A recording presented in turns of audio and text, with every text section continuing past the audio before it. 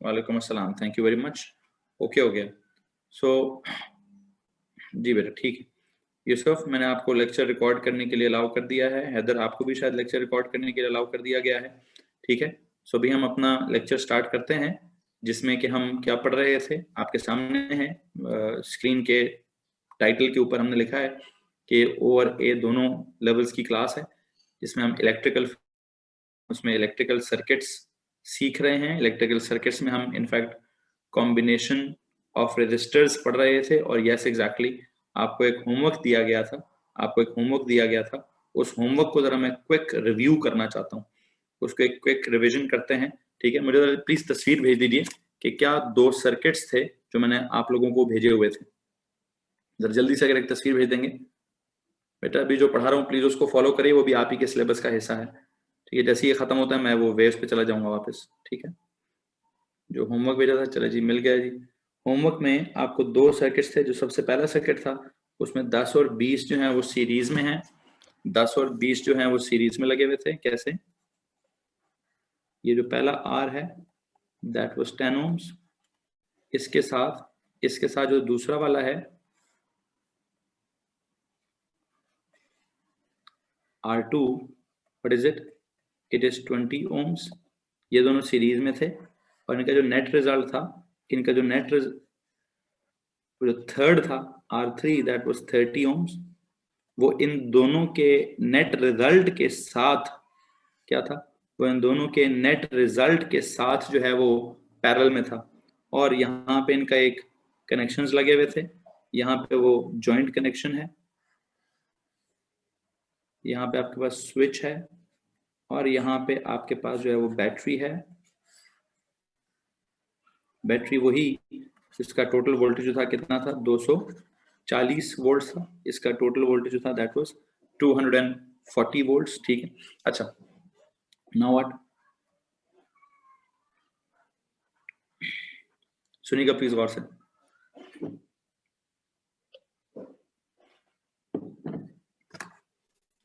हमने सबसे पहला पार्ट क्या लिखा हुआ है प्लीज ये बता दीजिए।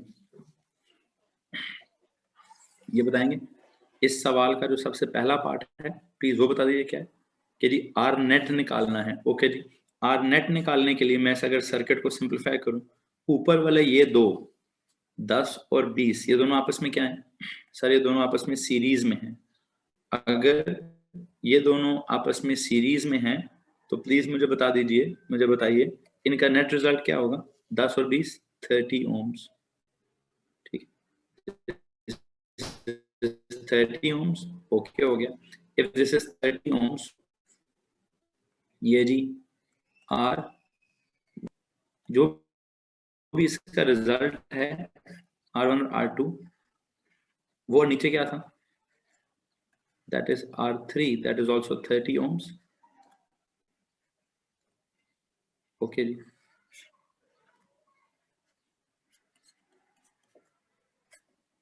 यहां तो कोई प्रॉब्लम है क्या? मैं इस सर्किट को सिंप्लीफाई करके ये बना सकता हूं?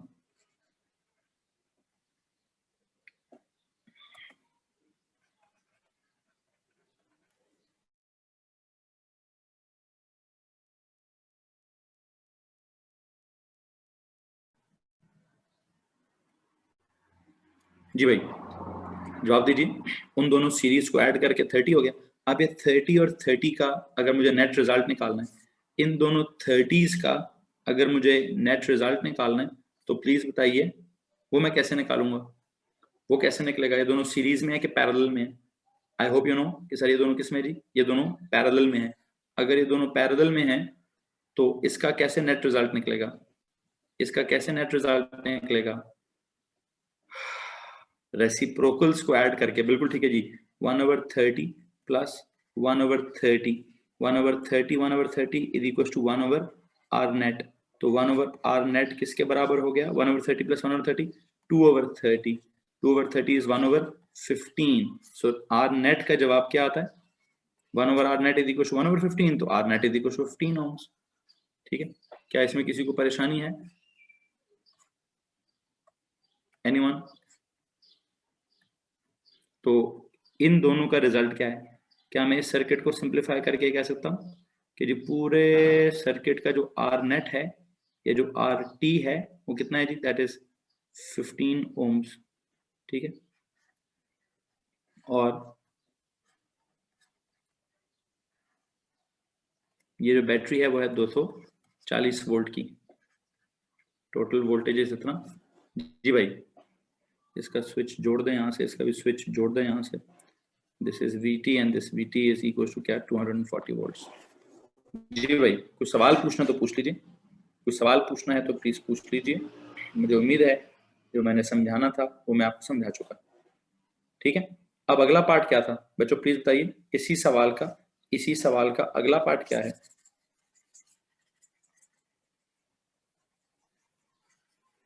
मैं बस आपको एक बात ये बताता चलूं कि मैं जब यहाँ से इसको ऐड करता हुआ आया, जब मैं यहाँ से इसको ऐड करता हुआ आया,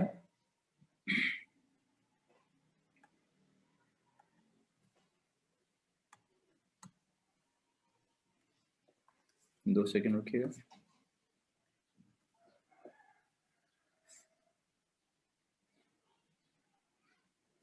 जब मैं इसको यहाँ से ऐड करता हुआ ये बना रहा था, तो मैंने 10, जब मैंने R1 प्लस R2 किया तो मैंने सीधा सीधा किया 10 plus 20 is equal to 30।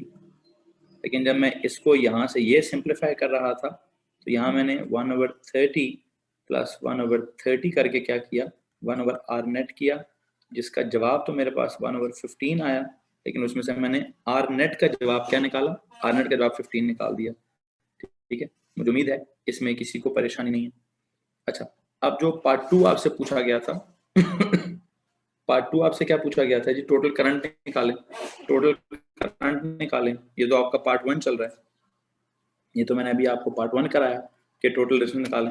Part 2 में मैंने आपसे पूछा कि जी टोटल करंट बताएं, तो टोटल करंट कैसे निकलेंगे जी, I net is equal to क्या, V is equal to I R, I is equal to V over are.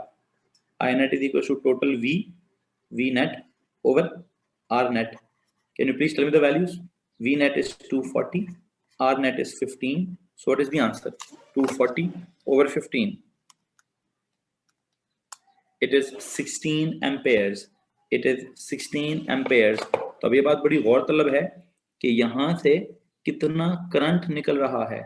Sir जी यहाँ से 16 एम्पेयर्स का करंट निकल रहा है।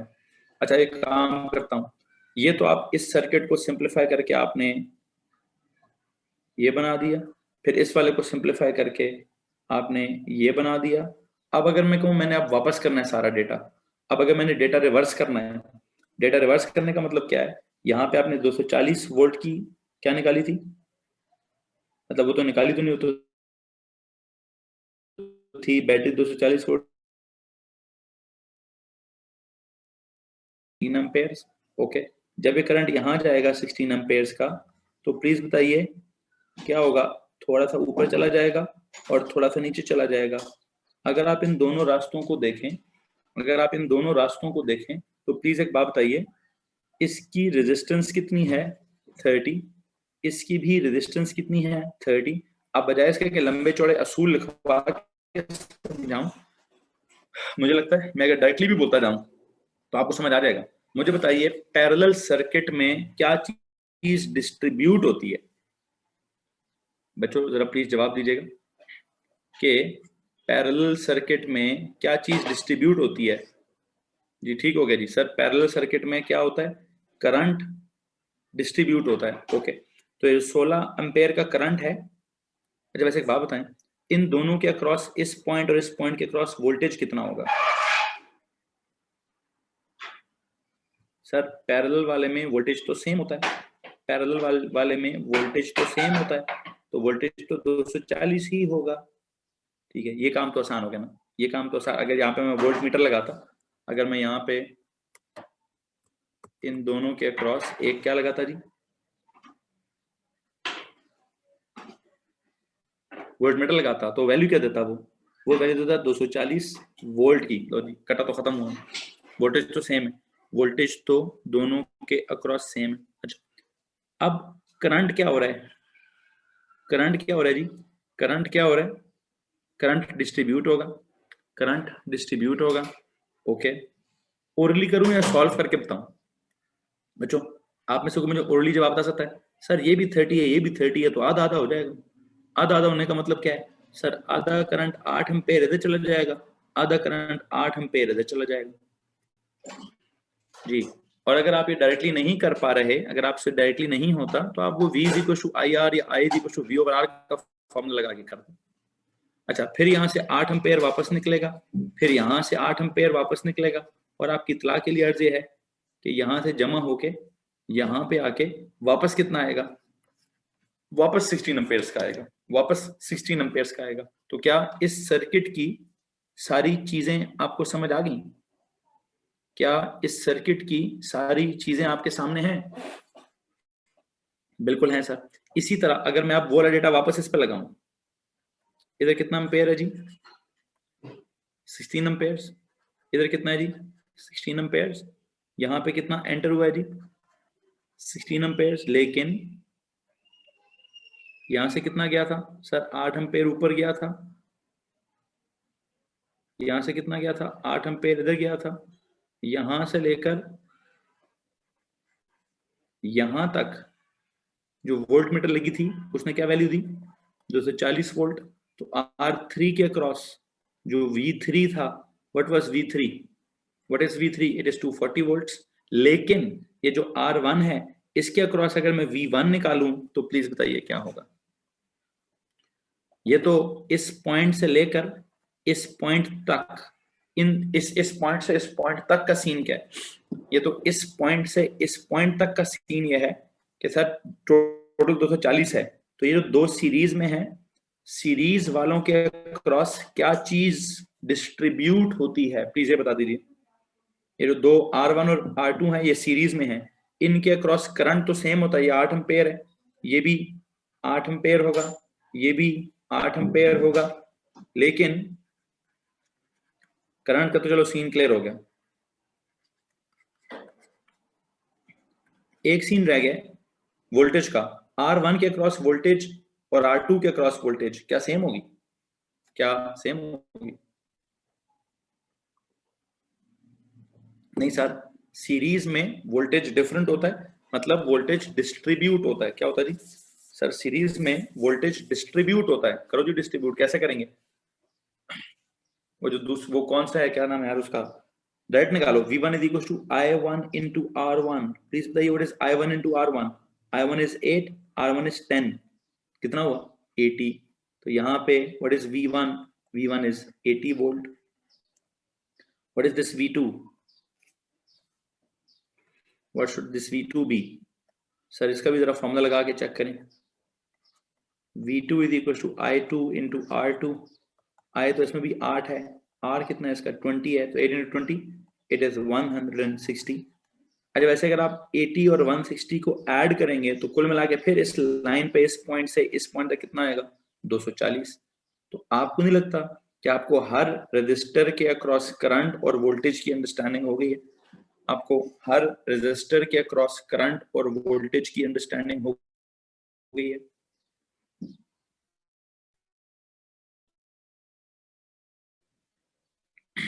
ठीक है, ठीक है, ओके। कुछ सवाल पूछना चाहेंगे?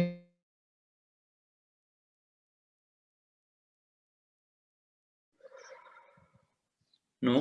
ओके। जो अगला सवाल है, जरा अगले सवाल पे चलें बच्चों, अगले सवाल पे चलें।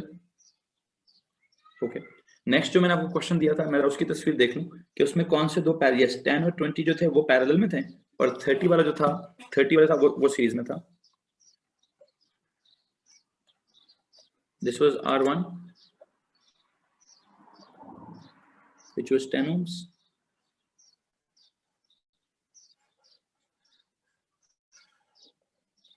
There it is R2, it was 20 ohms। ठीक है, there is that R3 which is 30 ohms।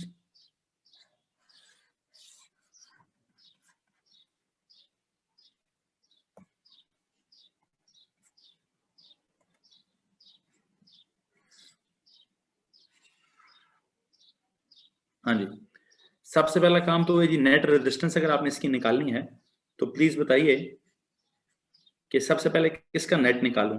ये जो पैरेलल में लगे हैं इनका नेट निकालते हैं।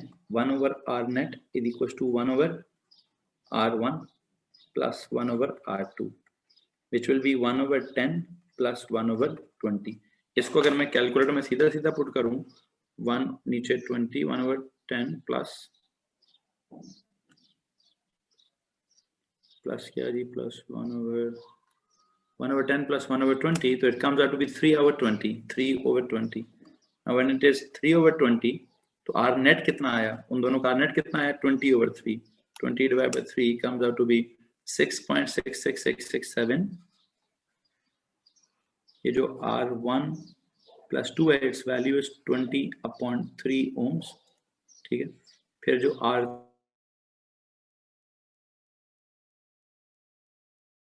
ohms,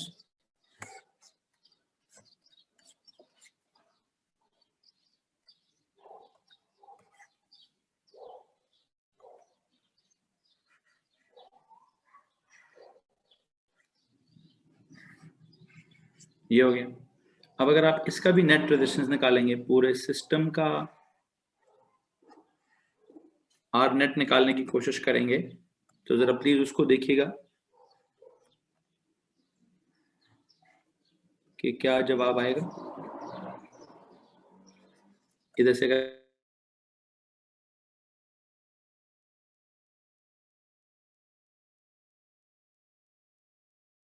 जवाब था, इसमें 30 को सीधा सीधा ऐड कर दीजिए।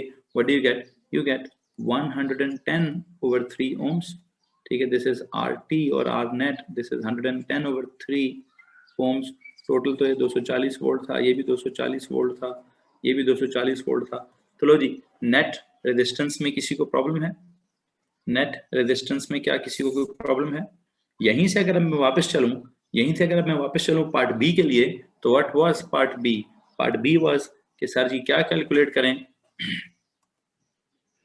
आई नेट आई टी कैलकुलेट करें, तो it is V T over R T. What is V T? Total voltage is 240, total resistance is 110/3. So what is the answer? 240 divided by that answer, it comes out to be 72/11. Check कीजिए यार। हाँ जी,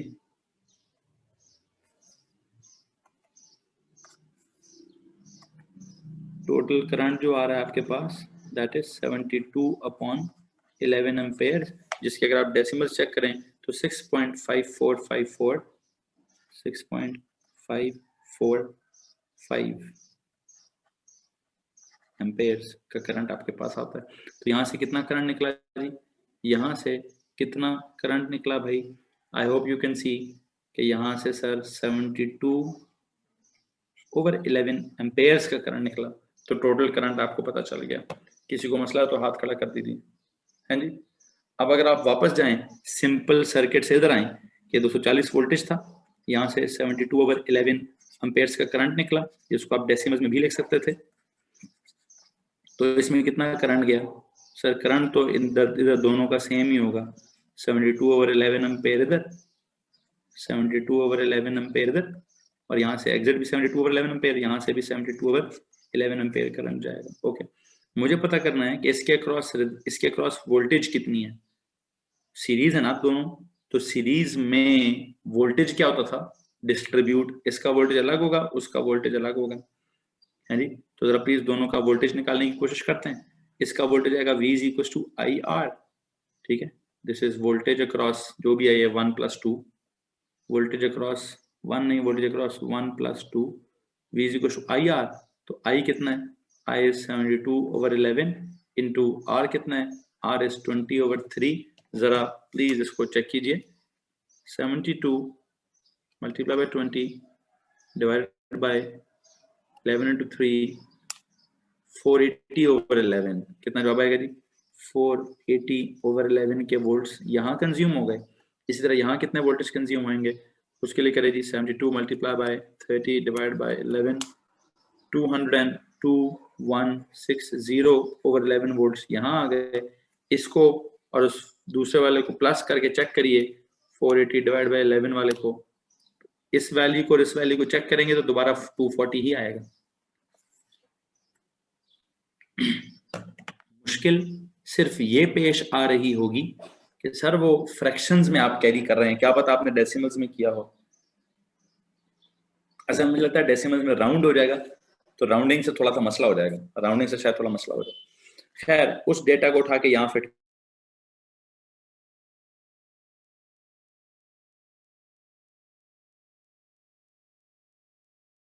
2/11 Ampere's का, यहाँ कितना जा रहा है उतना ही सी, यहाँ कितना जा रहा है 72/11 एम्पेयर्स का करंट जा रहा है। यहाँ से क्या करेगा सर, ये करंट थोड़ा सा डिस्ट्रीब्यूट होगा, थोड़ा ऊपर जाएगा, थोड़ा इधर जाएगा।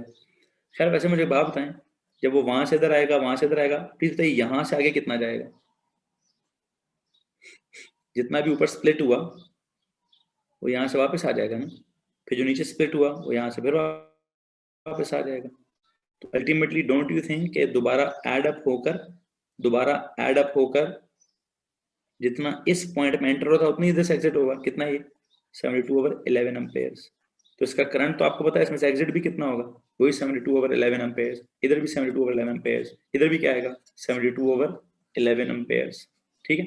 अच्छा, अब मुझे बताइए इस R3 के अक्रॉस वोल्टेज कितना था।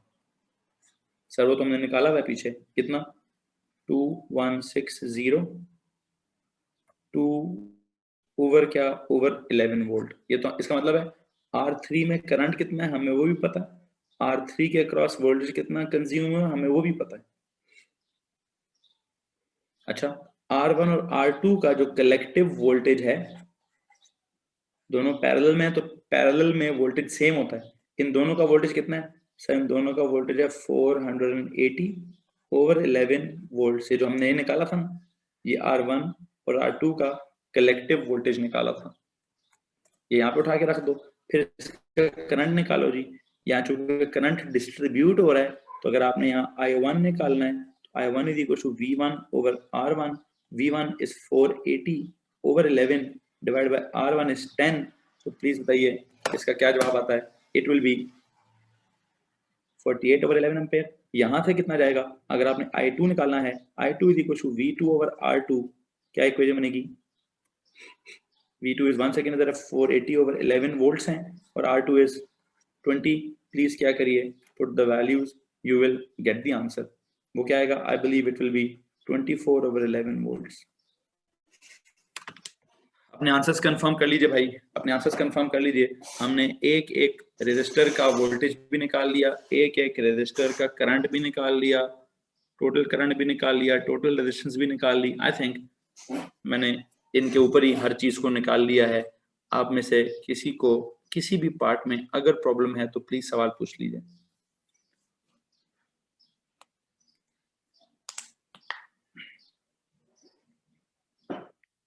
हाँ जी, किसी को प्रॉब्लम है बच्चों,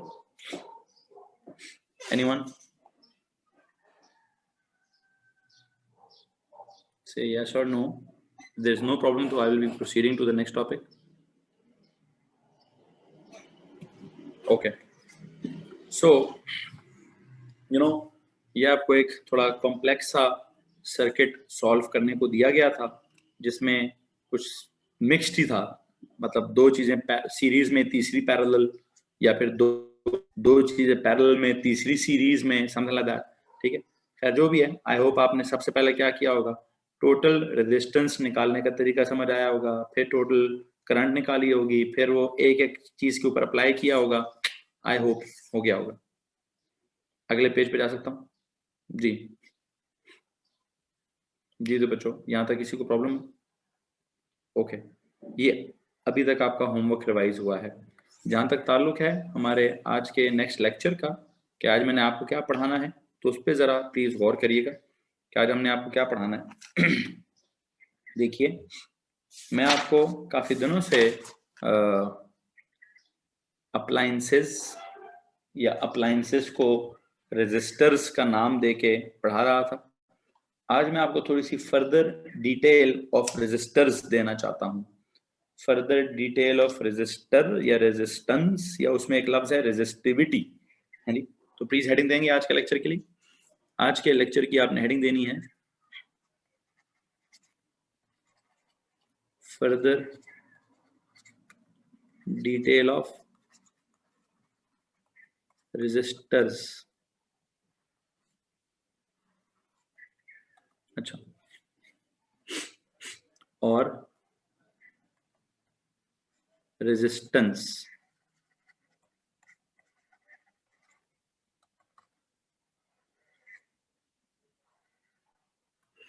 जी, रेजिस्टर क्या है और रेजिस्टेंस क्या है? रेजिस्टर क्या होता है और रेजिस्टेंस क्या होती है? सर रेजिस्टर तो वो अप्लायंस होती है या वो डिवाइस होती है, ठीक है। इट इज एन अप्लायंस और a device that offers resistance. फिर रेजिस्टेंस क्या होती है? It is the opposition to the flow of current that is measured by, you know, कैसे? That is measured by the ratio of voltage dropped to the current flowing, something like that, ठीक है। So what is resistors? What is resistance? Resistor, it is a device or an appliance that provides resistance. Okay, what is this? What is resistance? Sir ji resistance होती है the opposition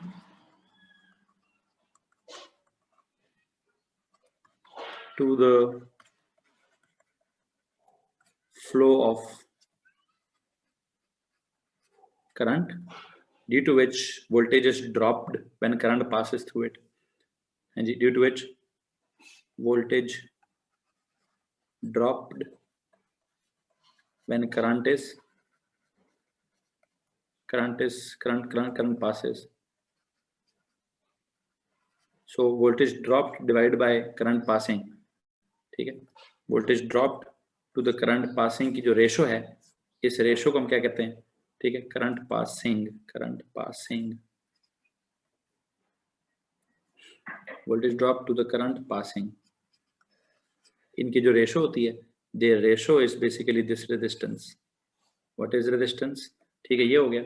अब मुझे आपको ये बताना है कि रेजिस्टेंस की या रेजिस्टर की सबसे सिंपल तरीन, जो है सबसे बेसिक तरीन एग्जांपल क्या है? जी भाई, वैसे तो आपने क्या दिया? इट इज अ डिवाइस और an appliance that provides resistance. It is the opposition to the flow of current, ठीक है। It is equal to the voltage dropped to the current passing, okay, और it is a drive quantity whatever. Basically सबसे basic resistor कौन है? एक wire, ठीक है जी। Bulb के अंदर भी रेजिस्टर, बल्ब के अंदर भी एक वायर ही होती है। मोहम्मद मोहित, आपने कहा कि सर बल्ब सबसे बेसिक रेजिस्टर है, ठीक है। तो आपको एक बात बताऊं, बल्ब के अंदर भी एक टंगस्टन की वायर लगी होती है, जिस वायर में से जब करंट गुजरता है तो कोई फिनोमेना होता है, उसकी रेजिस्टेंस की वजह से वहां पे वोल्टेज ड्रॉप होता है। जब वहां पे यू नो वोल्टेज ड्रॉप होता है, जब वहां पे वोल्टेज ड्रॉप हो, करंट के फ्लो करते वक्त वोल्टेज ड्रॉप होता है, तो उसकी रेशो को हम रेजिस्टेंस कहते हैं, ठीक है। खैर, जो भी हम कहते हैं, मैं इस वक्त आपसे बात कहना चाहता हूं कि जो सबसे बेसिक तरीन एग्जांपल है, उसकी थोड़ी सी डिटेल समझानी है। आज का टॉपिक है further detail of resistance. The very basic example of a resistor, the very basic example of resistor is क्या? is a wire। लो जी, क्या जनाब? is a wire। the very basic example of resistor is a wire। अच्छा, अब wire क्या करती है? Wire बेटा resistance offer करती है। वायर के बीच में से जब करंट गुजर रहा होता है, मैंने इसके साथ आपको कुछ पॉइंट्स लिखवाए हुए हैं, जरा मुझे प्लीज वो पॉइंट्स रिव्यू कराएंगे कि हमने इसके साथ क्या क्या पॉइंट्स लिखे हुए हैं?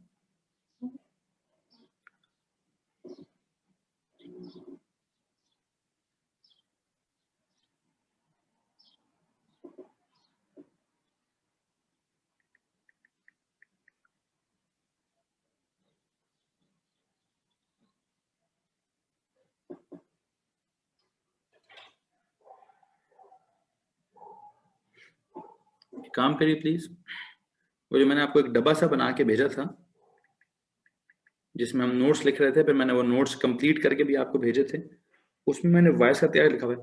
पहली बात आपने वायर के साथ लिखी हुई है सर जी कि वायर क्या चीज होती है। वायर बेसिकली एक मेटालिक वायर होती है, अ मेटालिक वायर, ठीक है। आपने सबसे पहली बात लिखी है sir, it is a good conductor, it is a good conductor of electricity, उसकी शायद आपने वजह बताई है, फ्री मोबाइल इलेक्ट्रॉन्स की, ठीक है। फिर आपने इसमें किसी को प्रॉब्लम नहीं होगा, ठीक है। फिर आपने लिखा हुआ है they carry the current from the battery to the appliances, okay, ठीक है। It is a good conductor of electricity, बिल्कुल ठीक है जी। दूसरी बात है इट ऑफर्स, कंडक्ट तो करती है, मीनवाइल ये जो वायर है, it is a good conductor of electricity, it offers resistance to the flow of current, to the flow of charges or whatever, ठीक है। it offers resistance to the flow of current or to the flow of what, एक second जी, okay. जिसकी वजह से इसकी इस resistance की वजह से क्या हो जाता है, इसकी इस रेजिस्टेंस की वजह से क्या हो जाता है, यहाँ पे voltage, some voltage is dropped, some voltage is dropped across it, जिसका मतलब ये है कि सर वो electrical energy is dissipated, electrical energy is dissipated in what, in heat energy, in heat energy, ठीक है। हम क्या, हमने वहां पे लिखा हुआ है कि जी दे हीट अप, है जी, due to which some voltage is dropped across it, electrical energy is dissipated in heat energy, जिसका मतलब ये है wires heat up, it heats up,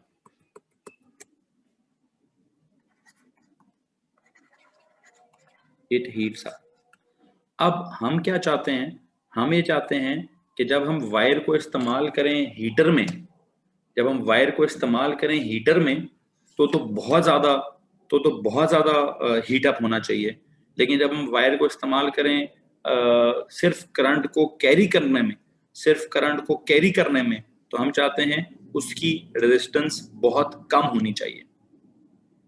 अब इस बात को मैं आगे कैसे कैरी करूंगा, एक काम करते हैं, अजान हो रही है, ठीक है जनाब, नमाज की ब्रेक लीजिए, ठीक है, 5 मिनट की, जैसे 6:36, 6:45 में मैं लेक्चर रिज्यूम करता हूँ, ठीक है।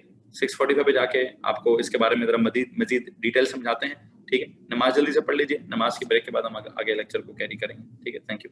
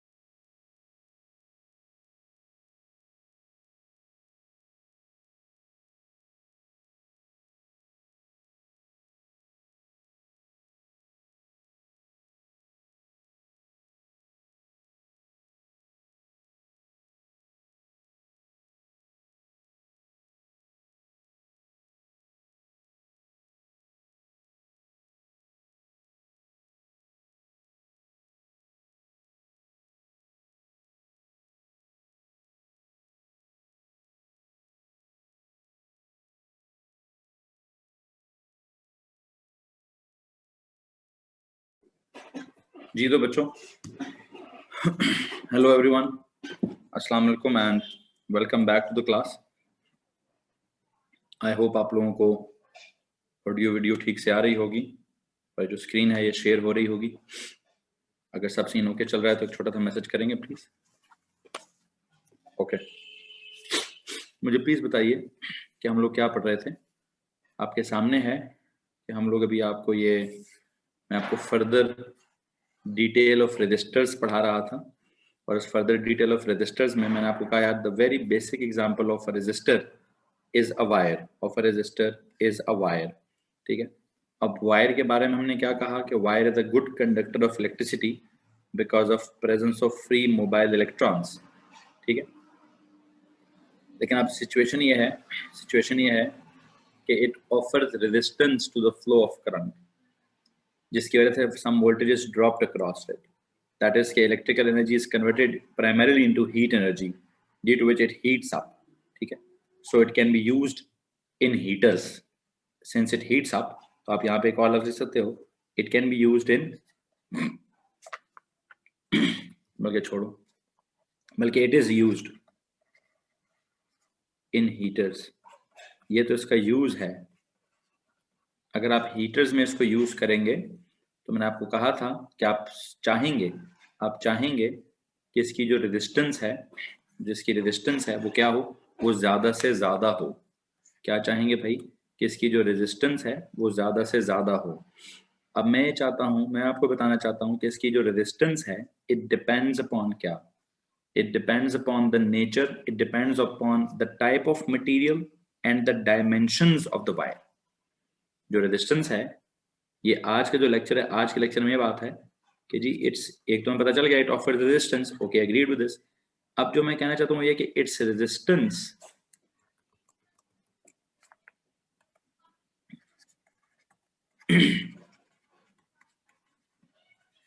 डिपेंड्स अपॉन क्या है, depends upon the dimensions and depends upon the dimensions and the material and the nature of the material of the wire।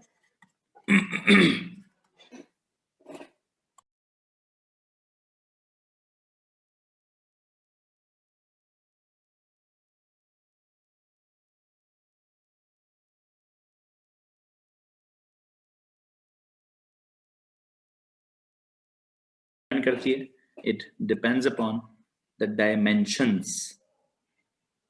क्या मुझे कोई बता सकता है कि what do I mean by the dimensions and the nature of the material, कि material की nature क्या है, जिस material of the wire, wire का मटेरियल क्या है, मटेरियल की नेचर क्या है और उस वायर की डायमेंशंस क्या हैं। जी इससे पहले कि मैं आगे रहूं मुझे प्लीज बताइए डायमेंशंस का मतलब क्या है। यस एग्जैक्टली सर, डायमेंशंस का मतलब है उसकी लेंथ क्या है, उसका क्रॉस सेक्शनल एरिया क्या है। बिल्कुल ठीक हो गया, बिल्कुल ठीक हो गया। तो क्या मैं ये कह सकता हूँ कि रेजिस्टेंस ऑफ अ वायर जो है दैट इज डायरेक्टली प्रोपोर्शनल, एक सेकेंड यहाँ लिखता हूँ, क्या यहाँ लिखता हूँ, फैक्टर्स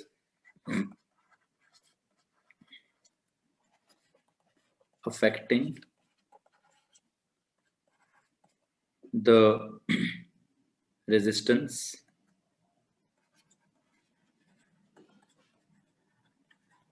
of a wire। उसमें नंबर वन क्या है, नंबर वन है जी नंबर वन में लिखाऊंगा यहाँ पे आपको length of the wire, length of the wire. फिर नंबर टू पे लिखवाना है जी क्रॉस सेक्शनल एरिया,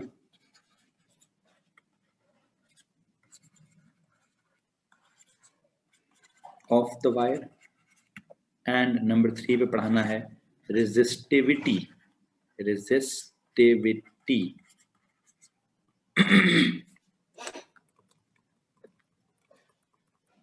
बल्कि ना लिखिए रेजिस्टिविटी, खुद ही रेजिस्टिविटी का आइडिया खुद ही डेवलप हो जाएगा।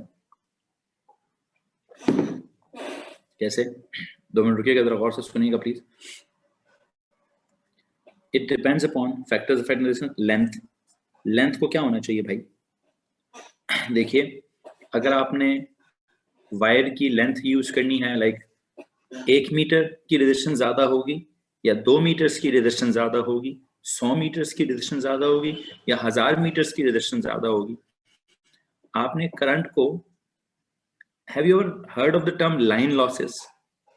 जी बच्चों, किसी ने टर्म सुने लाइन लॉसेस? जब हम इलेक्ट्रिकल बिल की बात करते हैं, जब कभी भी टीवी के ऊपर कभी कोई बिजली के बिलों की बात होती है, तो ये लाइन लॉसेस बड़े हो रहे हैं। What is this line losses? Actually जब आप तरबेला डैम में बिजली बनाते हैं और तरबेले डैम से आपने जेलम तक बिजली भेजनी होती है, तो रास्ते में कोई 200-300-400 किलोमीटर की वायर बिछी होती है। अब इन वायर्स में इतने दूर से करंट जा रहा होगा, तो इलेक्ट्रिसिटी रास्ते में, यस, ड्यूरिंग ट्रांसमिशन वायर्स में ना थोड़ी सी इलेक्ट्रिसिटी वेस्ट हो जाती है, electrical energy in the form of heat energy dissipate हो जाती है।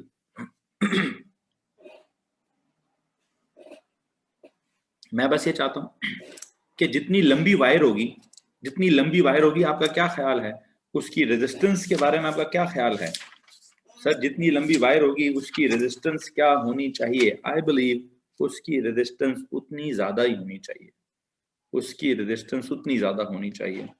तो factors affecting the resistance of a wire में there is this, first of all length of the wire, and let me tell you what is it. It is के sir जी, resistance जो है, what is it? It is directly proportional to the length of the wire. Greater the length of the wire, greater the resistance of the wire. I believe length double होगी, तो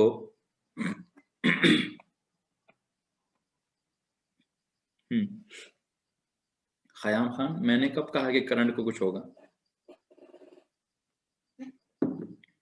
मैं तो current की बात ही नहीं कर रहा, मैं तो ये कह रहा हूं कि लाइन जितनी लंबी होगी रेजिस्टेंस उतनी ज्यादा होगी, वोल्टेज ड्रॉप्ड उतना ज्यादा होगा, इलेक्ट्रिकल एनर्जी का हीट एनर्जी में ट्रांसमिट या डिसिपेट होना उतना ज्यादा होगा, एनर्जी का वेस्टेज उतना। मैंने तो करंट की बात ही नहीं की बीच में, ठीक है? मैं तो resistance is directly proportional to length, ठीक है?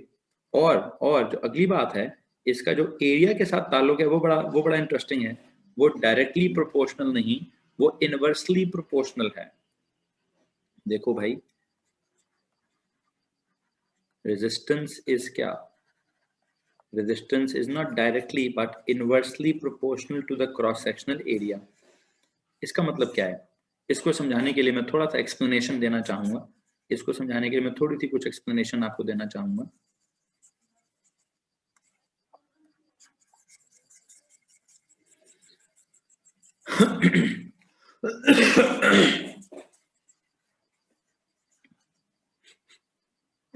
देखो जी, मुझे एक बात बताओ, अगर मैं लेंथ को डिस्कस करूं,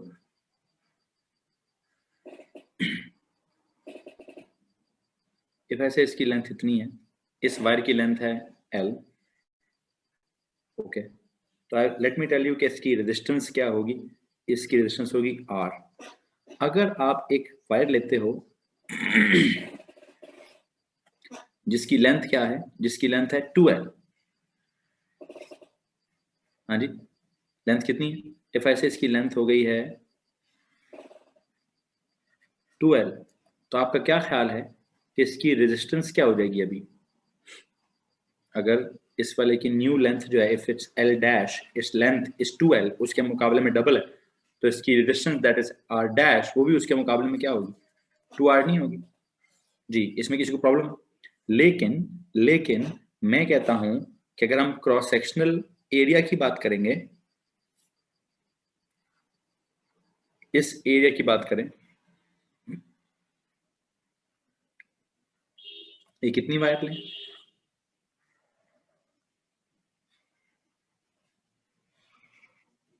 और ये कितनी वायर लें? जरा सुनिएगा गौर से।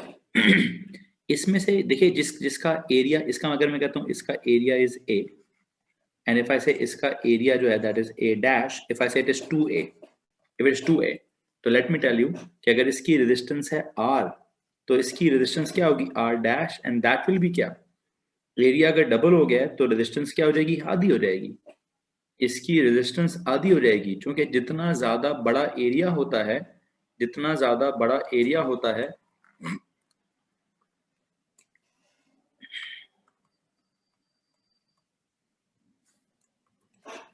अगर मैं इसको यहां बनाता हूं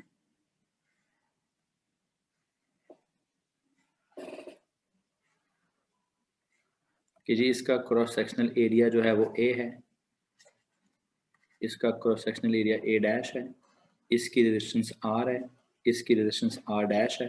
अगर इसका A डैश है, इफ दिस एरिया उस वाले के मुकाबले में डबल है, तो इसका जो R डैश है उसके मुकाबले में क्या होगा भाई, हाफ होगा। क्यों?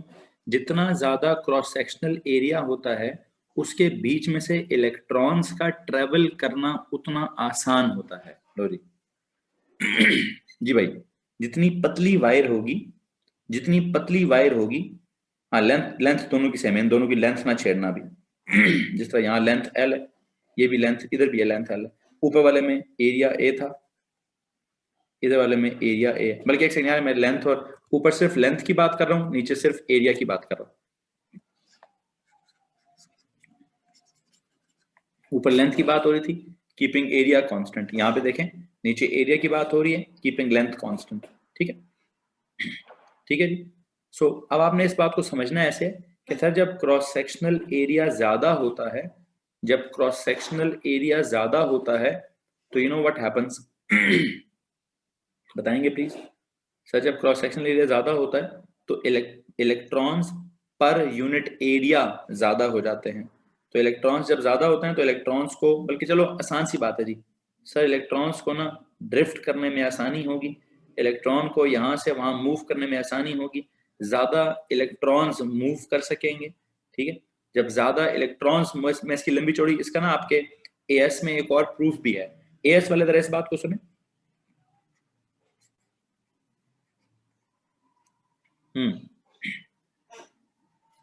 ये वाली इक्वेशन सिर्फ एएस वाले लिखेंगे और कोई भी नहीं लिखेगा जी, प्लीज ये वाली इक्वेशन सिर्फ एएस वाले ने लिखनी है। यार देखो एएस वाले देखें, हाँ रोड खुली हुई है सर जी करंट के लिए, ओके ओके। मैं बताता हूँ आपको, स्वां के पुल की एग्जांपल देता हूँ। जरा एएस वाले एक बात सुन लीजिए, क्रॉस सेक्शनल एरिया ज्यादा होगा तो वायर में करंट क्या होगा, करंट ज्यादा होगा ना। तो करंट ज्यादा होगा तो मतलब क्या है इस बात का, रेजिस्टेंस कम होगी। ये वाली बात एएस वालों को समझ आ जाएगी। ठीक है, इसको जल्दी से नोट कीजिए, मैं मिटाने लगा हूं, चूंकि ओ लेवल्स वाले भी बैठे हैं। ओ लेवल्स को इस इक्वेशन के थ्रू नहीं समझाना, ओ लेवल्स को इतनी सी बात समझानी है। आप में से कौन कौन वेस्टेज, सदर या कचहरी या जो भी वो फौजी फाउंडेशन से परे से होकर आता है, जरा प्लीज बताइए।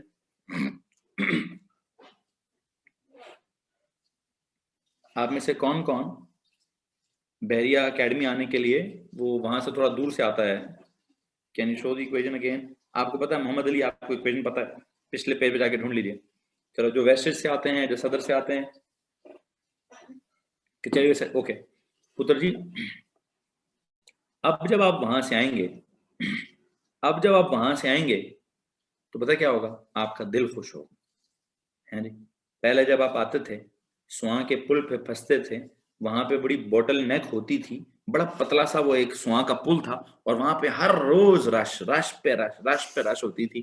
ठीक है, तो चंगा भला इंसान का पुत्र भी जो होता था ना, उसके मुंह से भी कोई ना कोई सलावात निकल आती थी। है जी, हाँ ये सर ना याद कराएं, तो वहां पे बंदे को ना कुछ पुटा सीधा निकल आता। ठीक है, तो फजूल के 30-40 मिनट वहां पे जाया हो जाते थे। अब अल्हम्दुलिल्लाह, अल्लाह का लाख लाख शुक्र है कि वहां पे उन्होंने क्या कर दिया है, रोड को वाइड कर दिया है। वहां उन्होंने एक और पुल सा बनाया है, कोई रोड बड़ी कर दी है। अब जो है, अब वहां पे ट्रैफिक फंसने वाला फिनोमेना नहीं है, तो अब वहां पे रोड खुली हो गई है, क्रॉस सेक्शनल एरिया ज्यादा हो गया है। ठीक है, क्रॉस सेक्शनल एरिया ज्यादा हो गया है तो लोगों का वहां से निकलना जरा आसान हो गया है, तो करंट ज्यादा हो गया है, तो आई थिंक रेजिस्टेंस कम हो गई है। हाँ जी, क्रॉस सेक्शनल एरिया जब ज्यादा होता है तो रेजिस्टेंस थोड़ी कम हो जाती है। किसी को मसला है इस बात से? जी भाई, याद रखेंगे। ओके, अगर आप इस बात को याद रखेंगे तो मैं आपको ये बताना चाहता हूं कि मैं प्रॉपर एक इक्वेशन बनानी है। प्रॉपर एक इक्वेशन कैसे बनानी है, इधर था जी, R is directly proportional to what, sir ji R is directly proportional to L, okay हो गया। यहाँ क्या है, R is inversely proportional to A, okay हो गया। इन दोनों प्रोपोर्शनैलिटीज को क्या करूं सर जी, इन दोनों प्रोपोर्शनैलिटीज को इकट्ठा करें। कर दिया जी इकट्ठा।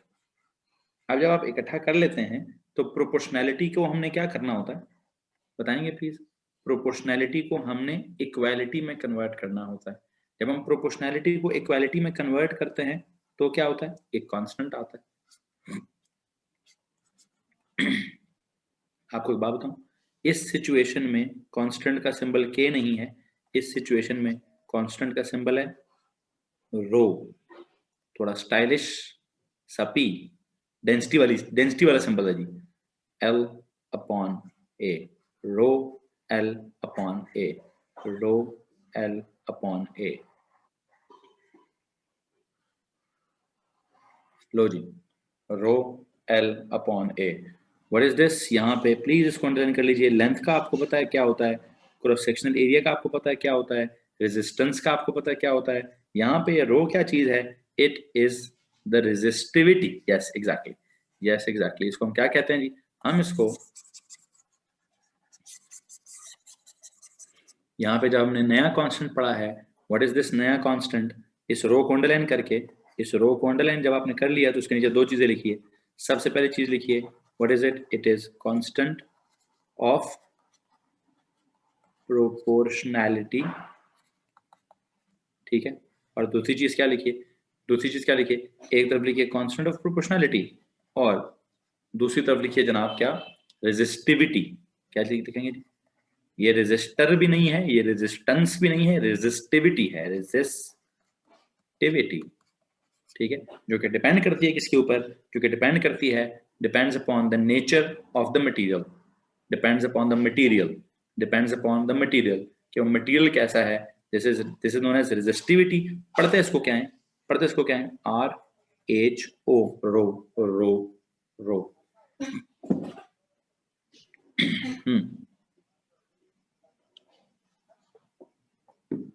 You have to read it as rho. Read it as rho.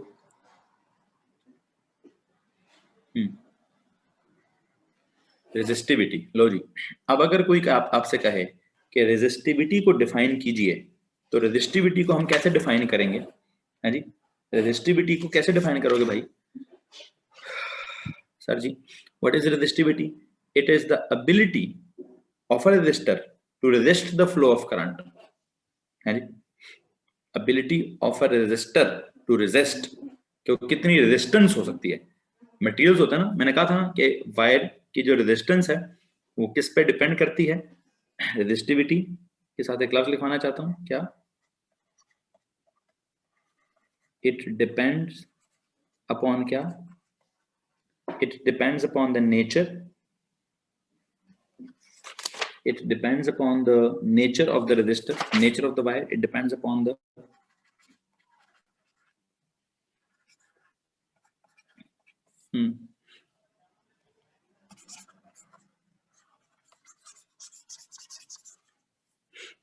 it depends upon the nature of the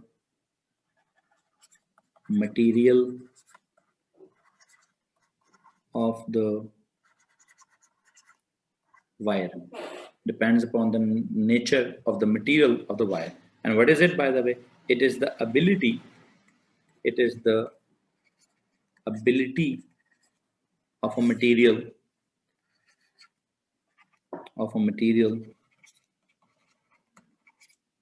to resist what, to resist the flow of charges और करंट। एबिलिटी को हम कहते हैं उस एबिलिटी को, जिस एबिलिटी से इसने करंट को रोकना है, करंट को रेजिस्ट करना है, करंट को अपोज करना है, चार्जेस को नहीं जाने देना, वोल्टेज को ड्रॉप कराना है, ठीक है जी। Can the nature of material help in less dissipation, exactly उसी तरफ से मैं बात को लेके जाऊंगा। देयर आर सर्टेन मटेरियल्स जिनकी रेजिस्टिविटी कम होती है, and there are certain materials जिनकी रेजिस्टिविटी ज्यादा होती है। रेजिस्टिविटी की कुछ वैल्यूज होती हैं, let me find the values of the resistivity, let me tell you some values बल्कि इससे पहले कि अभी मैं वैल्यूज तक जाऊं, मुझे थोड़ा सा कुछ और आपको बताना है। बच्चों मैं इस खब से निकल कर अगले पेज पे जाना चाहता हूं, कि जा सकता हूं?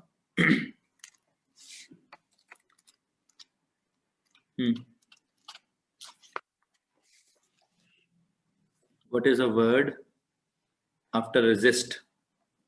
Ability of a material to resist the flow of charges or current. The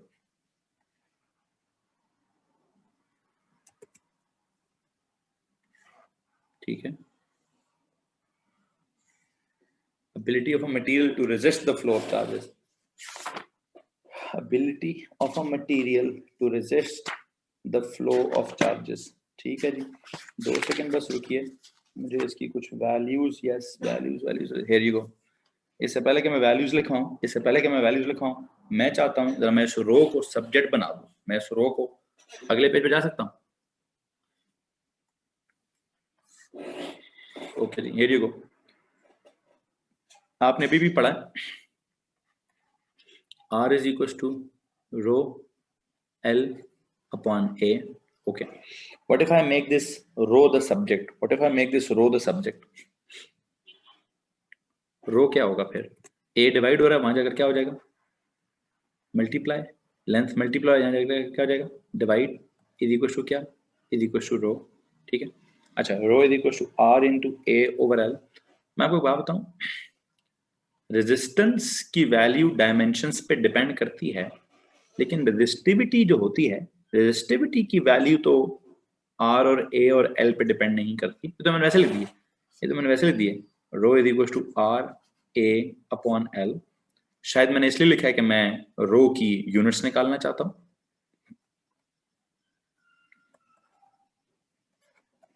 ऐसा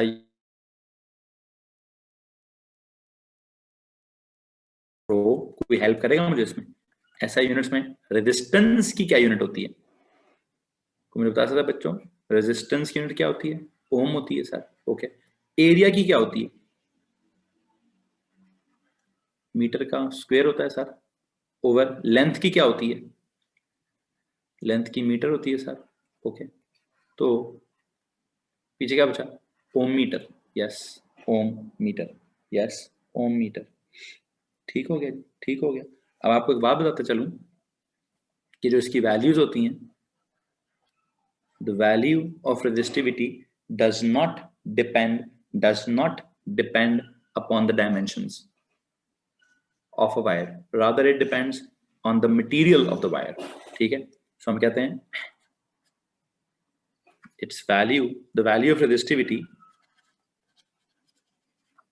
the value of resistivity does not depend upon क्या? It does not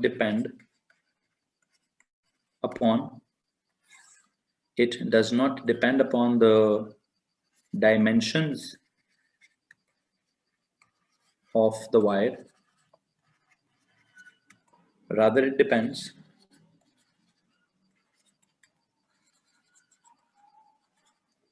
upon what? Upon the nature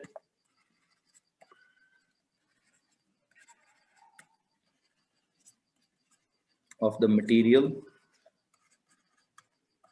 of the wire, rather it depends upon the nature of the material of the wire, nature of the material of the wire। हाँ जी, यहाँ तक किसको परेशानी? If I say I've got different materials have different resistivities, and material will have a constant resistivity। मैं यहाँ पे दो बातें आपको और लिखवाना चाहता हूँ। पहली बात, wires of different material, wires of different materials have different resistivities जी भाई, wires of different materials have different resistivities। तो मैं अगर आपको कुछ वैल्यूज लिख दूं, different materials, मैं आपको materials लिखवाता हूं यहाँ पे, और उनकी रेजिस्टिविटी की वैल्यूज लिखवाता हूँ। ठीक है। So resistivity of a particular materials, yes exactly. अगर आप साइड पे एक और नोट लिखना चाहते हैं तो आप यहाँ पे एक और नोट लिख दीजिए कि डिफरेंट मटेरियल्स की तो डिफरेंट रेजिस्टिविटी है, लेकिन resistivity of a particular material, resistivity of a particular material is constant. जिसका मतलब क्या है, वायर्स ऑफ, नहीं कोई वैल्यू याद नहीं करनी, resistivity of a particular material का मतलब क्या है, wires of the same material will have the same resistivity, that is wires of, अब छोटी बड़ी हैं जो भी, different wires of same material, wires of different dimensions but of same material, will have क्या, wires of the same material have क्या चीज, same resistivity,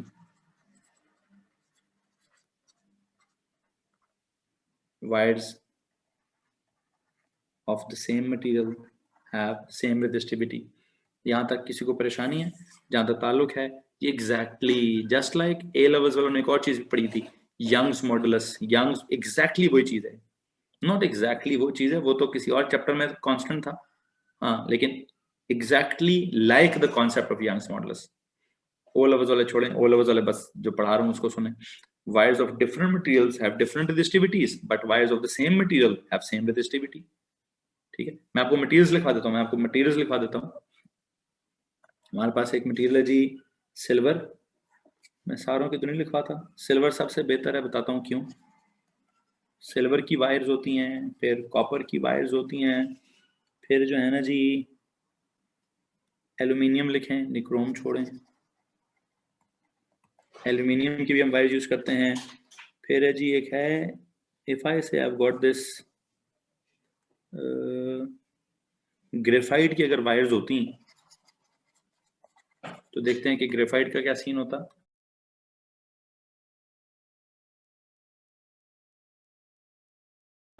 graphite के बाद मेरे पास एक मटेरियल है जी सिलिकॉन,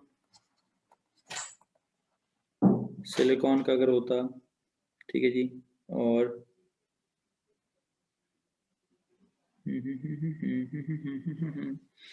चलें जी, सिल्वर की अगर मैं आपको रेजिस्टिविटी की वैल्यू बताऊं तो इसकी वैल्यू है जी 1.60 इंटू 10⁻⁻8। बच्चों मैं जरा गूगल करेगा कोई टंगस्टन की वैल्यू, टंगस्टन की वैल्यू, प्लीज जरा गूगल करिएगा इसकी रेजिस्टिविटी की वैल्यू। तब तक मैं ये लिखा देता हूँ, कॉपर की वैल्यू 1.69 इंटू 10⁻⁻8। ठीक है, देखते हैं। अब हमारे श्योर यही है, ओके। एल्यूमिनियम की जो वैल्यू है दैट इज 3.21 इंटू 10⁻⁻8। सब ने डिफरेंट वैल्यूज बोली हैं, सब डिफरेंट वैल्यूज बोल रहे हैं। 4.9 इंटू 10⁻⁻8, चलो ठीक है 4.9, अब ठीक है, अब सबकी एक ही वैल्यू आ रही है जी। ग्रेफाइट की वैल्यू क्या है जी, मेरे पास है जी ग्रेफाइट की वैल्यू 800 इंटू 10⁻⁻8। नहीं, पहले मैं ग्रेफाइट से पहले किसको लिखूंगा, 2 मिनट रुको जी।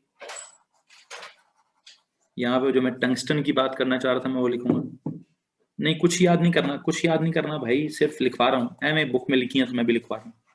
टंगस्टन की है 4.90 इंटू 10⁻⁻8, ठीक है। फिर इसके बाद उसमें मैं लिखवा देता हूँ जी ग्रेफाइट की क्या है, ग्रेफाइट की है 800 इंटू 10⁻⁻8।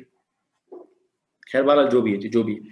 अब मुझे आप एक बात करें, लिखा है 4.9, ठीक है, एट अ पर्टिकुलर टेम्परेचर जी, wires of different materials have different resistivities, or resistivity of a particular material is constant at a particular temperature। yes, वो कॉन्सेप्ट ही होगा, लेकिन मैं उसमें नहीं फंसूंगा, मैं भी टेम्परेचर को इतना ज्यादा अहमियत फिलहाल नहीं दूंगा।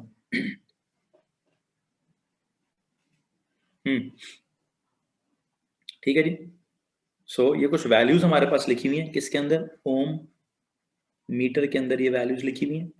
मुझे बात बताएं, इनमें से सबसे कम रेजिस्टेंस किसकी है, सबसे कम रेजिस्टेंस रेजिस्टिविटी सबसे कम किसकी है?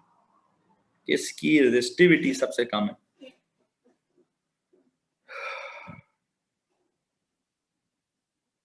अगर मैं ग्रेफाइट भी ना लिखा हूं, चलो रुको, ग्रेफाइट भी नहीं मैंने मेंशन करनी।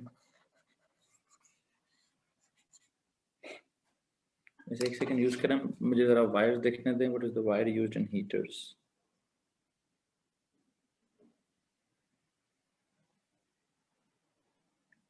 Wire used in heater, nichrome. Nichrome की क्या वैल्यू है जी? ओके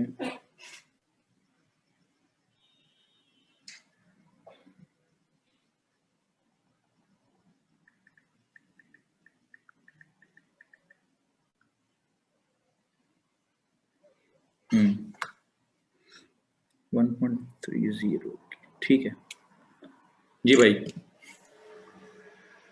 मैं आपसे पूछा था कि मुझे ये बताइए कि सिल्वर की रेजिस्टिविटी के बारे में आपका क्या ख्याल है? सर सिल्वर की रेजिस्टिविटी सबसे कम है। अगर सिल्वर की रेजिस्टिविटी सबसे कम है तो वायर्स किस चीज की बनी होनी चाहिए, ये बता दीजिए बस। वायर्स किस चीज की बनी होनी चाहिए? ये जो इलेक्ट्रिकल केबल्स होती हैं, जो वायर्स होती हैं, आपने सुना है अक्सर टीवी में ऐड आता है सिल्वर की वायर्स हैं जी, या कॉपर, सिल्वर या कॉपर का जिक्र होता है अक्सर कि जी कॉपर की 100% प्योर कॉपर की वायर है जी, 100% प्योर सिल्वर की वायर है जी। क्यों? उनकी रेजिस्टिविटी, कॉपर सुना है हमेशा, चलो कॉपर, असल में कॉपर थोड़ा सस्ता है ना, सिल्वर बहुत महंगा है। सिल्वर बहुत महंगा होता है भाई, लेकिन यार सिल्वर की वायर्स भी यूज होती हैं, सिल्वर की वायर्स भी प्रॉपर्ली यूज होती हैं। आपने अगर कॉपर सुना है, ठीक है, कॉपर सस्ता भी है और इतना भी खैर उतना ज्यादा भी फर्क नहीं है। कॉपर और सिल्वर दोनों 1.60 1.69, this is very less, very low resistivity of these two materials. That is why these are used in making cables, making wires to conduct the electricity, to carry the current from appliance, from the power supply to the appliances, so that रास्ते में क्या हो, रास्ते में बहुत कम resist, sir बहुत कम resistivity भी बुरी नहीं होती। ओ भाई, हम तो चाहते हैं कि जब करंट ट्रेवल हो रहा हो तो कुछ भी रेजिस्टिविटी ना हो, कोई भी रेजिस्टिविटी ना हो, सिर्फ कंडक्टिविटी ही कंडक्टिविटी हो, कोई रेजिस्टिविटी ना हो। ऐसा आपको बात है, मुझे लगता है रेजिस्टिविटी कंडक्टिविटी का थोड़ा उल्टा है, बल्कि कंडक्टिविटी तो पढ़ाई कोई नहीं, तो फिर मैं ये कहूंगा कंडक्टिविटी जो होती है वो रेजिस्टिविटी का उल्टा होती है। तो किसी को प्रॉब्लम है इस बात से क्या? तो किसी को प्रॉब्लम है इस बात से क्या? सो यू नो व्हाट, हम ये कह रहे हैं, हम ये कह रहे हैं कि wires of different materials have different resistivities, ठीक है। सिल्वर और कॉपर की हैं least resistivities, this is why they are used in what, this is why they are used in wires और cables to carry the current, ठीक है, to conduct the current. Okay, so हम क्या बात कर रहे थे? हम आपसे ये बात कर रहे थे बेटा कि wires of different materials have different resistivities, resistivity of a particular material is constant, वगैरह वगैरह वगैरह। यहां से मैं थोड़ा सा बात को आगे की तरफ बढ़ाना चाहता हूं। कैसे? if I say find the resistance of a 2.6 meter length of silver wire with cross sectional area, लिखें जी, सवाल लिखेंगे प्लीज एक, find the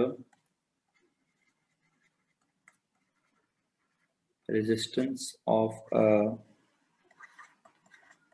2.6 meter length of copper wire, length के कम ज्यादा होने से,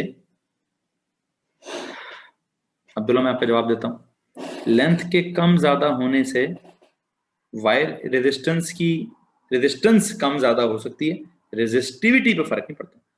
find the resistance of a 2.6 metre length of copper wire with cross sectional area of 2.5 into 10 power -7 metre square. इतनी पतली सी तार ले लो, इतनी पतली सी तार लो, और इस पतली सी तार का क्या करो, इस पतली सी तार का जरा रेजिस्टेंस मुझे निकाल के बताओ, क्या फॉर्मूला यूज करोगे? R is equal to rho L upon A। Rho की वैल्यू जाके देखो टेबल से, वो आती है 1.69 इंटू 10 पावर -8 लेंथ आती है 2.6, क्रॉस सेक्शनल एरिया है बहुत पतला, दैट इज 2.5 इंटू 10⁻⁷। जी जवाब दीजिए, जवाब दीजिए।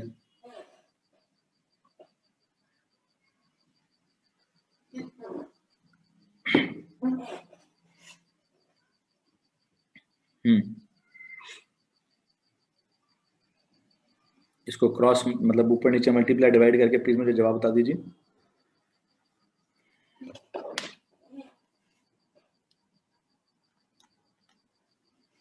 Six 9 into 10⁻⁸ into 2.6, 2.5 into 10⁻⁷। The answer comes out to be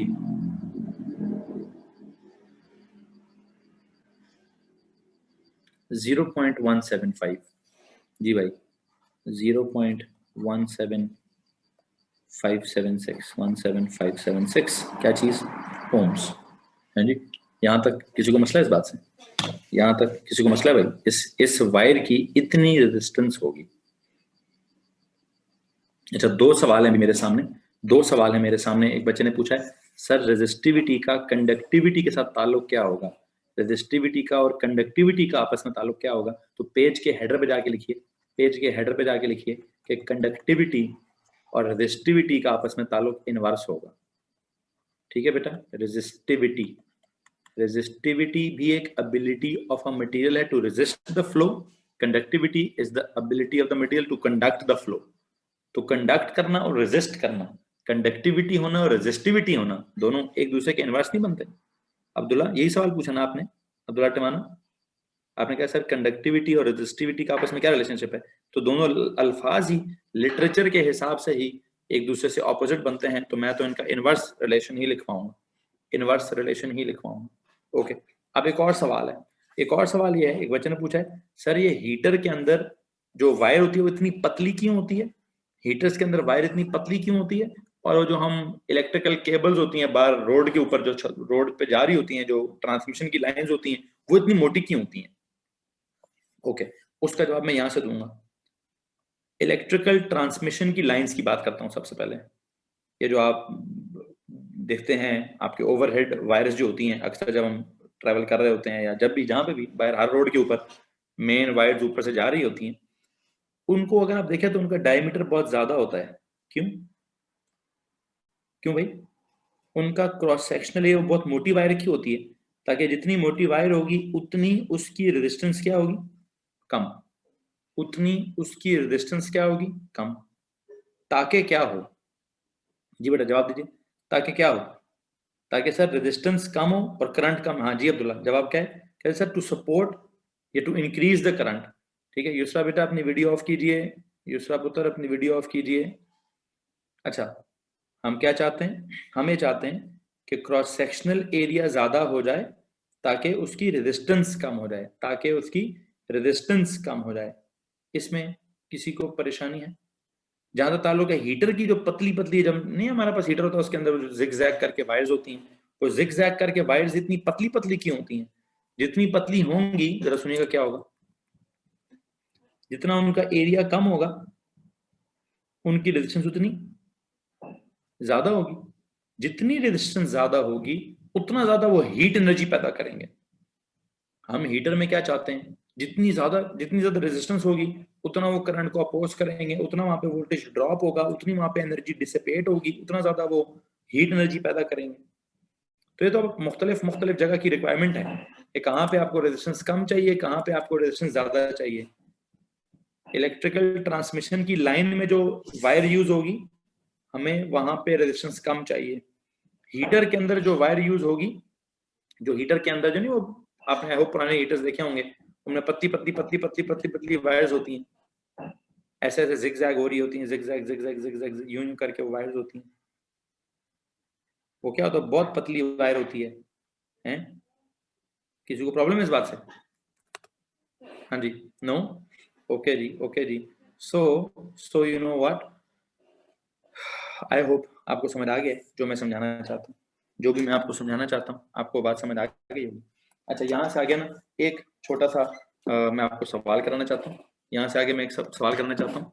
ये तो मैंने आपको रेजिस्टेंस निकलवाई है, रेजिस्टिविटी को यूज करके find the resistance of this much length of copper का वायर। तो कॉपर की रेजिस्टिविटी आपने यूज की।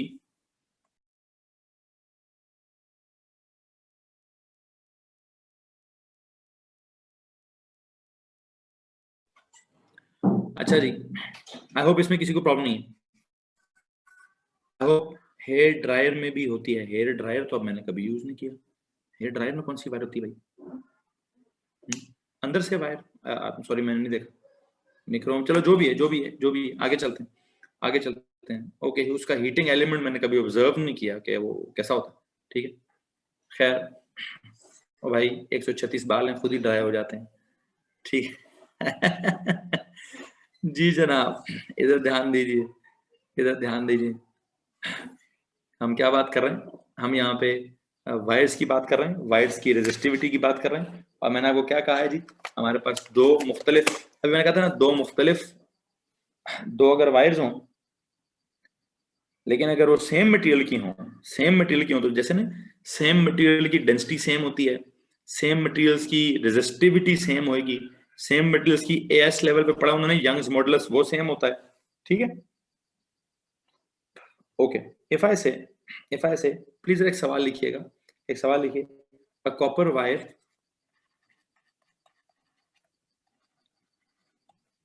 of length 5 meters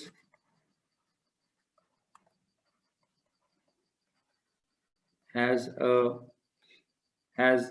an area of cross section, has a cross sectional area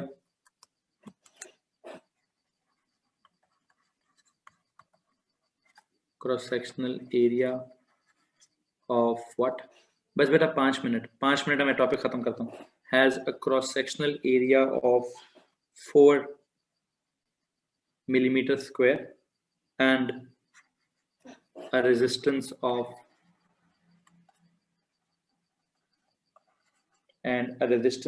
200 ohms, find what? Find the resistance of another copper wire. Find the resistance of another copper wire which has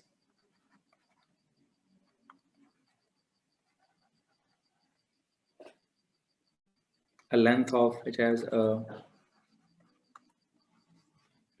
10 meter and a cross-sectional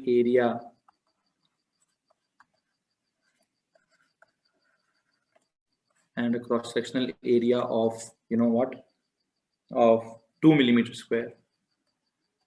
अच्छा, ओ लफ्ज वालों को मैं इस सवाल को different तरीके से कराऊंगा और ए लफ्ज वालों को मैं ये सवाल डिफरेंट तरीके से कराऊंगा। ओ लफ्ज वालों को मैं बताता हूँ कि पहली वायर कौन सी है।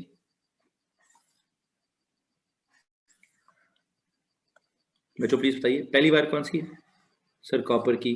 अनदर वायर, वो भी किसकी है? कॉपर की। लो जी, तो अगर कॉपर की दो वायर्स होंगी तो उन दोनों का क्या सेम होगा?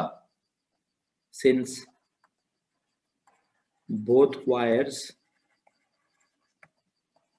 are made up of copper, so what is same? So their resistivity is kya? Sir, resistivity is same, so their resistivity is same, that is rho of one wire is equal to rho of the other wire. Okay, अच्छा, पहले वाले की length कितनी है? पहले वाले की length कितनी है? 5 मीटर। पहले वाले का एरिया कितना है? 4 मिलीमीटर स्क्वायर। दूसरे वाले की लेंथ कितनी है? 10 मीटर। 10 मीटर। और दूसरे वाले का क्रॉस सेक्शनल एरिया कितना है? वो है जी, क्या बोलते हैं, 2 मिलीमीटर स्क्वायर। पहले वाले की रेजिस्टेंस कितनी है? 200 ओम्स। दूसरे वाले की रेजिस्टेंस क्या करनी है? लिखें लिखें लिखें, मैं आपको डायरेक्ट तरीका बताता हूँ। ए लेवल्स वाले भी ये लिखें, लिखने के बाद मैं उनको डायरेक्ट तरीका भी बताता हूँ। रो का फॉर्मूला क्या है? आर ए ओवर एल है कि नहीं? R A over L is equal to R A over L, R1 A1 over L1 is equal to R2 A2 over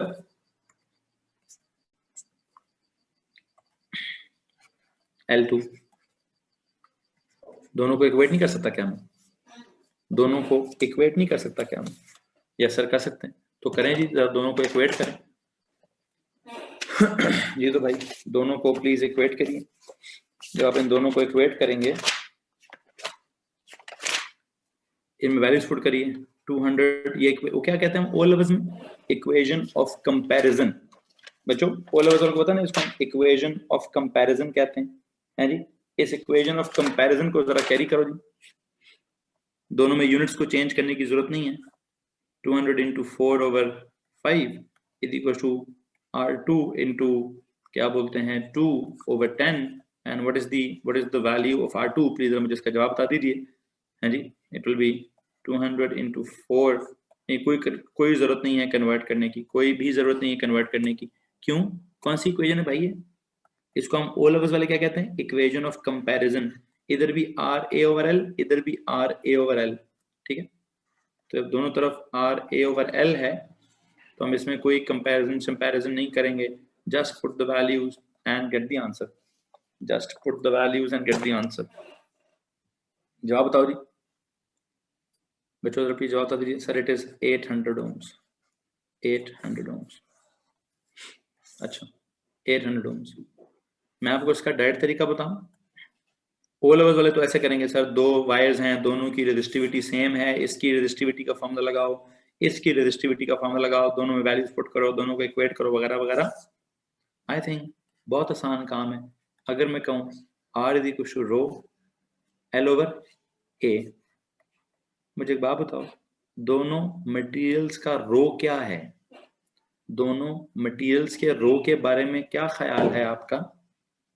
sir दोनों मटेरियल्स का रो सेम है, दोनों मटेरियल्स का रो कांस्टेंट है, तो क्या करूं पुत्र जी, क्या करूं? तो अगर कांस्टेंट है तो रो तो चेंज नहीं हो रहा, उसको काट दें। रो तो चेंज नहीं हो रहा, उसको काट दें। ओके, पहले वाले की लेंथ क्या थी? 5 मीटर। दूसरे वाले की लेंथ क्या है? 10 मीटर। लेंथ क्या हो गई?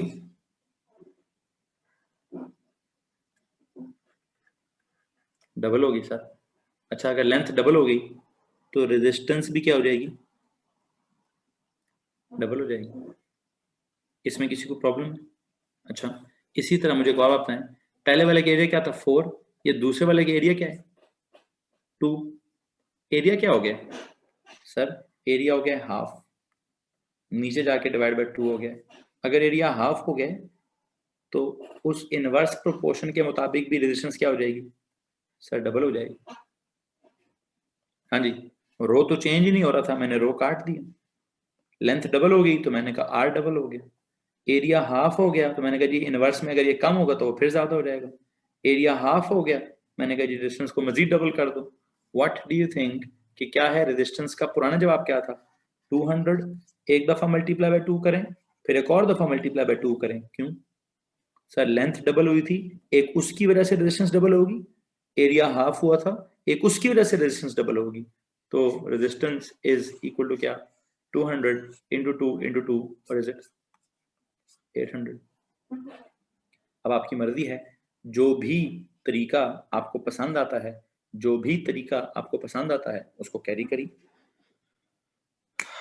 जी तो भाई जो भी तरीका आपको पसंद आता है आप उसको कैरी कर सकते हैं। किसी को मसला है इस बात से? बच्चों किसी को मसला है इस बात से? नहीं? ओके चलो जी, ठीक हो गया, ठीक हो गया। यहाँ पे जाके अपना फिजिक्स का लेक्चर जो है वो एंड करते हैं। मुझे उम्मीद है इसमें किसी को परेशानी नहीं होगी। किसी ने कोई सवाल पूछना है तो पूछिए। जी हमजा बताइए, क्या एमसीक्यू था? Which measurements are taken to calculate क्या?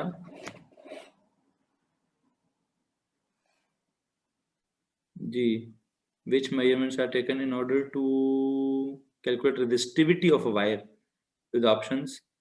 रेजिस्टिविटी ऑफ अ वायर को, चलो ये तो जब आएगा तो रेजिस्टिविटी के लिखा है ना, आर चाहिए, ए चाहिए और लेंथ चाहिए। तो आप देख लें इनमें से क्या क्या चीजें उसने कही हैं।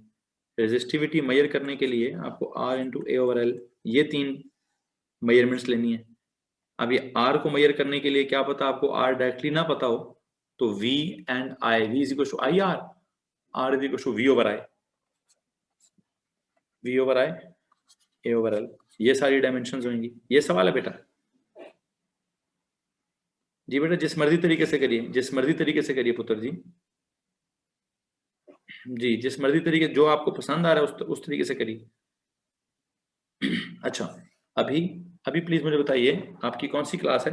ओ लेवल्स वाले जाके अपनी बायोलॉजी की क्लास लें यार, ओ लेवल्स वाले जाके अपनी बायोलॉजी की क्लास लेंगे, ठीक है। मैं भी जरा देख लेता हूँ कि हमारी टाइमिंग्स में एएस वालों के साथ मेरी 7 बजे तक फिजिक्स थी, बहुत आगे आ गई केमिस्ट्री। जी जनाब आपकी केमिस्ट्री है, केमिस्ट्री के बाद आप लोगों का क्या है? अब क्वेश्चंस, अब मैसेज ही आगे निकल गया। I have a question related to past papers. So do we have to complete all the past papers given before 15th or before exams? बेटा आपने ना बिफोर 15th ऑफ अप्रैल 2016 और 2017 के पास पेपर सॉल्व करने हैं, 2016 और 2017 के पास पेपर सॉल्व करने हैं, ठीक है। मुझे बताइए आपकी जो कल मैथ्स की क्लास हुई थी जो सर काशिफ ने ली है, उसमें उन्होंने आपको एपी जीपी के कितने सवाल करवा दिए? So we did all the problems, okay. तो ग्रेट हो गया जी, ग्रेट हो गया, फिर ग्रेट हो गया। उसमें कोई मजीद मसला तो नहीं है बच्चों? एपीजीपी में कोई मजीद मसला तो नहीं? नहीं। एक और वर्कशीट भेजूं फिर, रीसेंट पेपर्स वाली वर्कशीट भेजूं? ये जो आपको मैंने वर्कशीट भेजी थी पिछले साल के पेपर्स वाली थी। चलो मैं ना आपको एक और वर्कशीट भेजता हूँ, वो रिसेंट सालों वाली है, ठीक है। रिसेंट सालों वाली है, प्लीज नो, नहीं प्रैक्टिस कर लीजिए, प्रैक्टिस कर लीजिए, ठीक है। आपको पास्ट पेपर्स करने में आसानी होगी। ये आपके 2015 से 2020 के जो पेपर्स हैं, मैं आपको आंसर की भी इसकी भेज देता हूँ, forward this and this to the groups, ताकि अभी जो कंप्यूटर्स वाले बच्चे फारिग बैठेंगे वो बैठ के एटलीस्ट इसको अटेंड करें। और मैं सर को कहूँगा कि अगर उनको कोई प्रॉब्लम है तो उनको वो अटेंड करवा दें। AS level boys, AS level girls, जी हियर यू गो। अदरवाइज उन्होंने आपको पास्ट पेपर्स का बोला है? उन्होंने आपको पास्ट पेपर्स का बोला है बच्चों? आई होप बोला होगा, आई होप बोला होगा। चलो वो मैं उनसे बात कर लूंगा, वो मैथ्स की क्लास अब वो लेंगे। यहाँ से आगे 15 तारीख तक, जब तक मेरा सिलेबस खत्म नहीं होता तब तक मैथ्स की क्लास जो है वो सर काशिफ ही लेंगे। उसमें वो P1 के पेपर्स भी कराएंगे और M1 के पेपर्स भी कराएंगे। उनके साथ आपकी एक रूटीन बिल्ड होगी अभी, ठीक है। मैं उनसे 2 मिनट के लिए बात कर भी लेता हूँ। आपकी मेरे साथ अभी कौन सी क्लास स्टार्ट होनी है? मेरे साथ अभी आप लोगों की केमिस्ट्री क्लास स्टार्ट होनी है, ठीक है बच्चों। चलो so here we go to the chemistry class and O levels वाले, जी जनाब ओ लेवल्स वाले जाके